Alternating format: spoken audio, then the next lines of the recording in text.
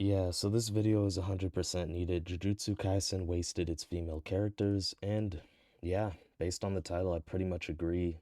Even Maki is kind of just, the like a copy of Toji in a way, but Maki was really like the only good female Jujutsu Kaisen character at this point.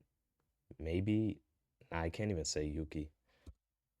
I liked Maki from Jujutsu Kaisen, I have to admit the female characters in the anime are pretty underdeveloped. I see this with Nabara, Yuki, Miwa, Yutihime, It's crazy how Akutami literally got rid of one of the main trio characters, like Nobara. Like, how do you remove Nobara from the story? Shoko, Momo, and Remy. Their stories center a lot around the male characters. Yutihime and Shoko center around Gojo and Geto. Nabara centers around Megami and Shoko didn't even have like any screen time, to be honest. Itadori, and Nabara is also incredibly injured by Mahito, which removes her from the narrative for a very long time. Early on, she feels like she'll break the typical female shonen character arc. We see her being confident and loud, like when she mocked Yuji and Megami during their first meetup, it was pretty funny. But as the story progresses, especially compared to Yuji and Megami, she gets less narrative focus and fewer emotionally central moments. So even when she's physically present, she doesn't always feel part of the emotional core of the trio. It's like she's just there. That can absolutely make the Yuji and Megami bond feel deeper and more complete, which is probably why some fans gravitate toward that dynamic. This problem becomes Honestly, it feels like even Megumi as like a deuteragonist or whatever, it feels like even he doesn't get like that much screen time or narrative, to be honest. It's just kind of weird. even more apparent with Yuki. She's built up as a special grade sword. Yeah, the Yuki situation was crazy. If you know what happens in the manga, then you know why Yuki was pretty much a wasted character. Um, yeah. Sorcerer with a unique ideology that Yuki had like so much potential. challenges the foundation of the Jujutsu world. And despite this, her role is cut short in her confrontation with Kenjaku. She's defeated before her ideas or influence can fully develop. Rather than reshaping the narrative, she is used primarily to elevate Kenjaku's threat, and that kind of makes her portrayal feel superficial or even fan service oriented. And yes, Since we're already getting into manga spoilers, it's just so stupid how Yuki was used to make Kenjaku look scary, but then Kenjaku literally gets one shot by Yuta. It's just insane.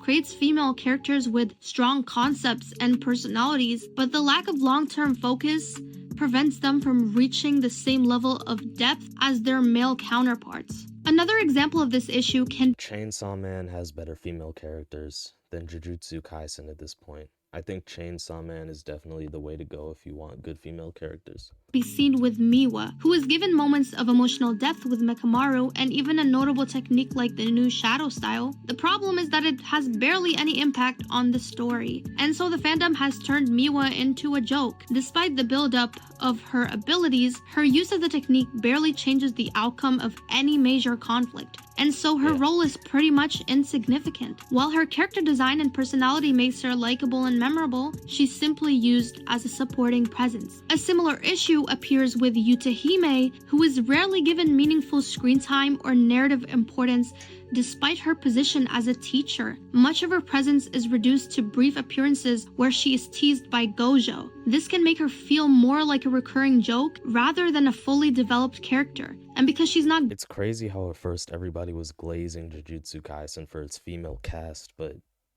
with the way Akutami wrote the story, it's just, he kind of sold.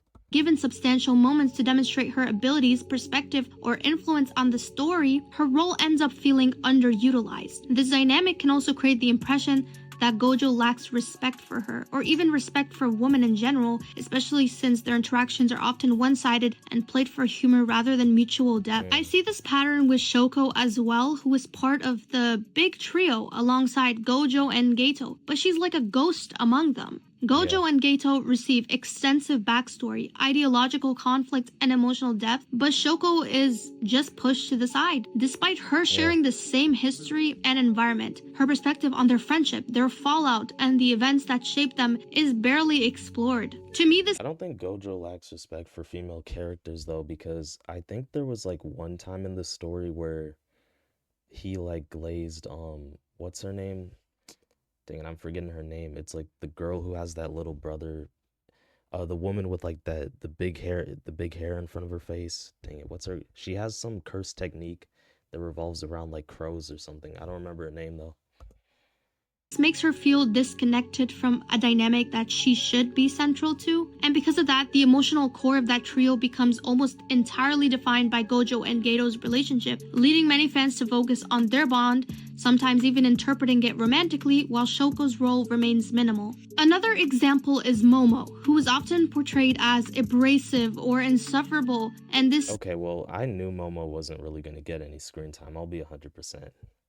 Yeah, I knew. kind of overshadows the more meaningful aspects of her perspective on everything. While she does raise valid points like about the expectations and treatment of I think Akutami should have just kept Yuki and Nobara in the story, and yeah, it would have been a lot better. woman in the Jujutsu world, she's frequently reduced to observing events from a distance rather than actually shaping them. And also Remy, whose role in the story is largely reduced to serving as a moment of manipulation for Megami. She basically goes through a humiliation arc. Rather than being her own person, she's just a plot device to create tension and highlight Megami's situation. Her portrayal basically leans into deception and disposability, and once she has Yeah. fulfilled that purpose, she's quickly cast aside by the narrative. All of this shows a recurring pattern in Jujutsu Kaisen where female characters are introduced with distinct traits or roles, given nice designs, but then are Yeah, there's never any longevity to Jujutsu Kaisen's female characters except for Maki, and Maki's just like basically a reincarnation of Toji. So she's not even really like her own character. just used to support male character development. This lack of emotional depth for the female characters creates this imbalance where the story starts to feel centered around male relationships. And I think that actually affects how fans engage with the story. When the most developed dynamics are between male characters, it makes sense that people gravitate toward them. But at the same time, I've noticed that some female characters like Hana or even Nabara end up being judged more harshly, sometimes because they aren't given enough depth in the first place. It's not that these characters had no potential, it's just that the story doesn't fully commit to exploring them. Instead of slowing down to really develop these characters and relationships, the story Honestly, at this point, I think for shonen anime, it's just gonna take time. Like all we can do is wait. It's gonna take some time. Um, because if even Jujutsu Kaisen is selling, and even Chainsaw Man, we just gotta wait. It'll take time. sometimes feels more focused on power scaling and big fights, and so I feel some arcs are just rushed or emotionally underdeveloped. Powers and abilities Yeah, even the ending was rushed.